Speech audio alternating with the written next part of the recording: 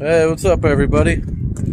Just going to do an update today on this Nomad right here. The last video I had done, I was kind of talking about this car and what's it worth and things like that. And I had a lot of people reach out to me for interested in the car, and it's been sold. Somebody here locally that's going to come and pick the car up. So this car has been sold, and the reason that I started to fix this car up and then I decided I was going to sell it real quick was because I still can, but I'm probably not going to right away. I was going to go buy 2 more 55 Nomads, but everything that I've went through on this car and getting the parts off of that other car, it takes so much time. The cars are so rough. You barely make anything on the cars. So for right now, I'm just going to, there's a song that says you got to know when to hold, know when to fold. I'm not going to try to get them other cars right now. I may go and look at them, but everybody says that, they want a certain type of car, but the kind of car they want is a car that grandma had that kept it in the garage. It's all it needs is a respray. The sad reality of that is, guys, all them cars have already been restored. They was the easiest ones to do. So if you're hoping for one of the real nice ones, eBay, Hemmings, Facebook, there's plenty of places, but a real nice 55 Nomad that still needs restored, but it's a nice solid original car, you're looking at anywhere from $55,000 to $75,000 for a car that still needs restored.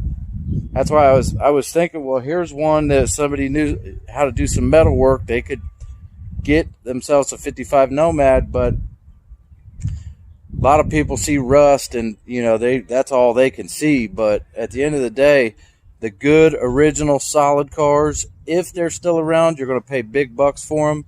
But for the most part, cars that was parts cars 40 years ago are the cars that are left to try to salvage. And I had a lot of people interested from out of state, and they was talking about auto transport and things like that.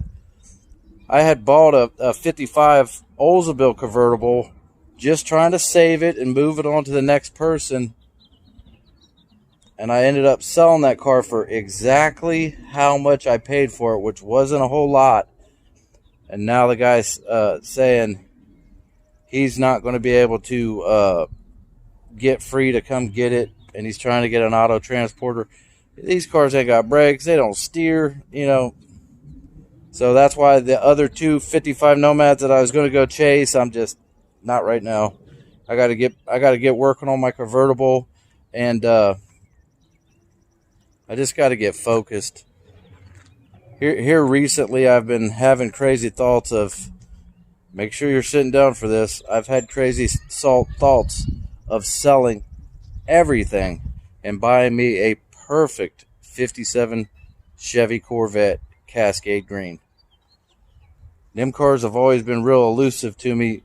I've found numerous ones through the years, but I don't know enough about a Corvette to want to buy a Corvette in pieces like I could buy something like this in pieces.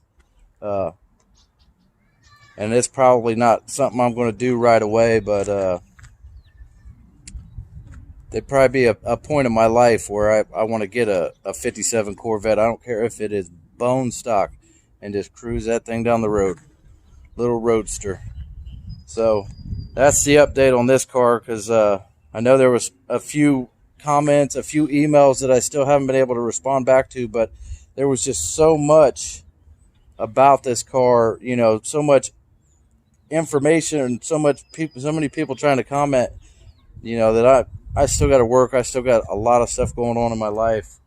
And somebody here locally grabbed it up, so that car is gone. But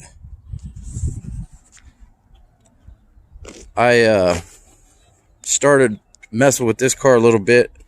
And you notice, nothing but just old blacktop.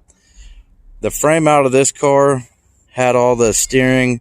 It had the gearbox, had all the front end suspension on it.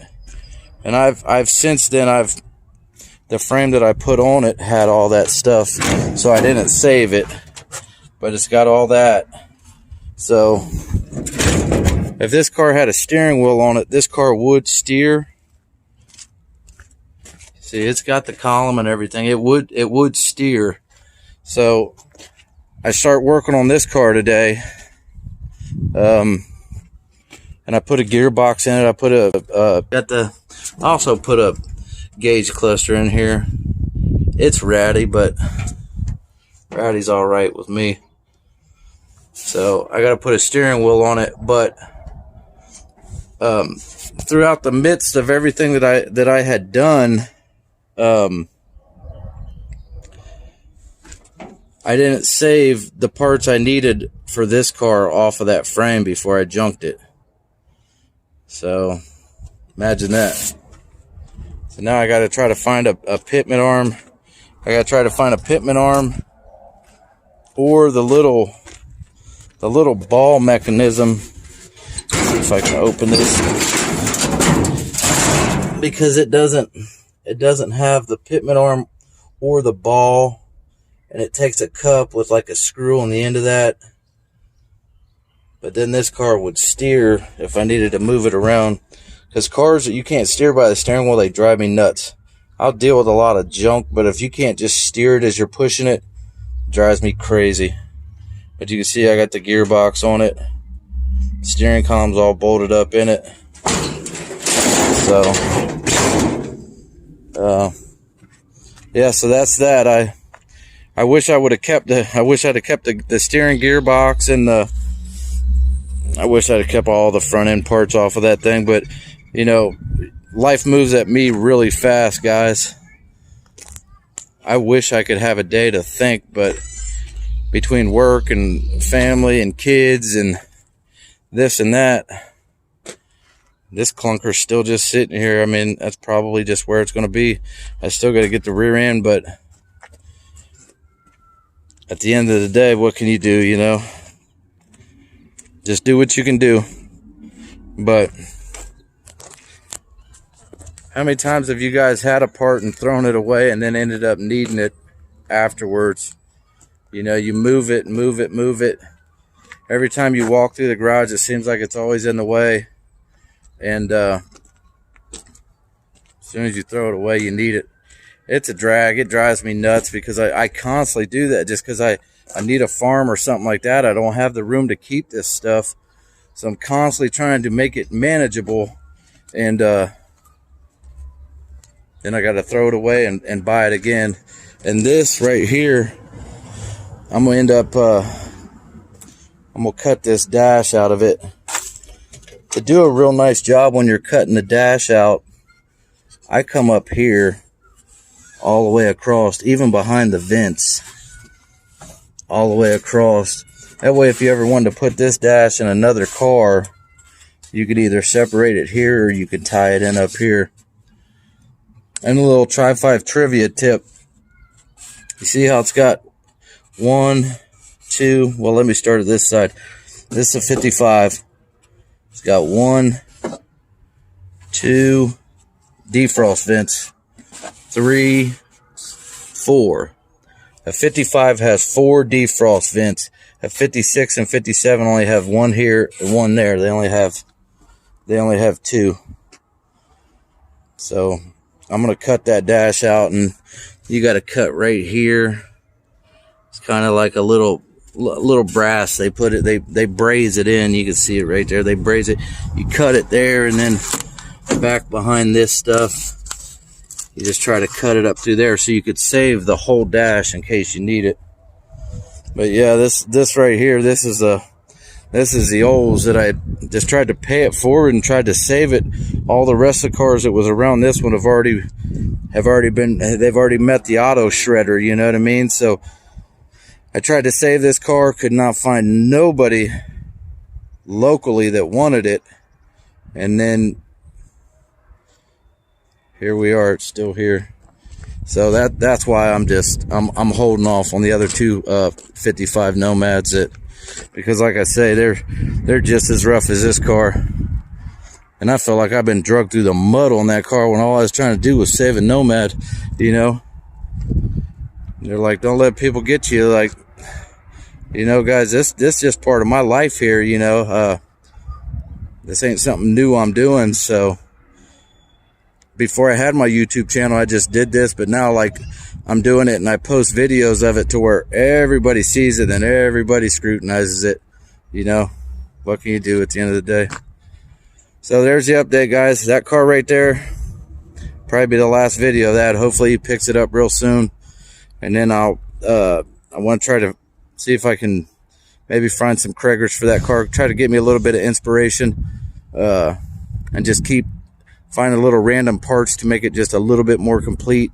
It didn't have a gearbox in it at all when I first bought it, so now it's got the gearbox, the steering column. I just got to find that that pitman arm. And between a power steering and a manual pitman arm, they're different.